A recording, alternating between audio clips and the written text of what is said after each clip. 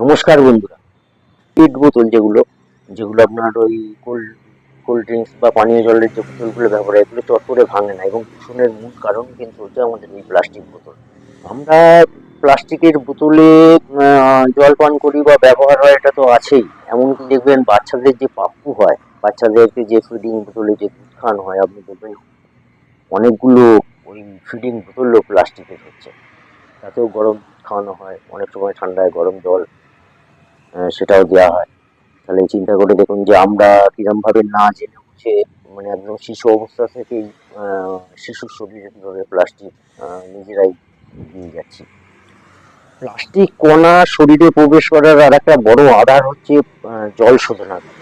জল শোধনাগারে প্রচুর পরিমাণে, যেখানে গিয়ে জলটা জমা হয় আর কি, জলের সাথে প্রচুর পরিমাণে প্লাস্টিকের কণা থাকে। এবং ওই জল শোধনাগার বলছে যে সব থেকে বেশি ক্ষতিকর হচ্ছে, ওটা হচ্ছে মেন আধার প্লাস্টিক কণার, মানে যেখান থেকে জলটা শোধন হচ্ছে। প্লাস্টিক বোতলগুলো 12%, মানে আমাদের যে টোটাল প্লাস্টিক দূষণ হয় তার 12% অবদান রাখে হচ্ছে এই প্লাস্টিক বোতলগুলো।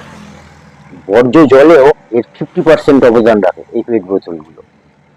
প্লাস্টিক ব্যবহারটা আমাদের কিভাবে বেড়ে গেছে দেখুন। 2000 সালে 234 মিলিয়ন টন প্রোডাকশন হয়েছে সারা বিশ্বব্যাপী, 2000 সালে। আর 2019 সালে তার পরিমাণ বেড়ে দাঁড়িয়েছে 460 মিলিয়ন টন।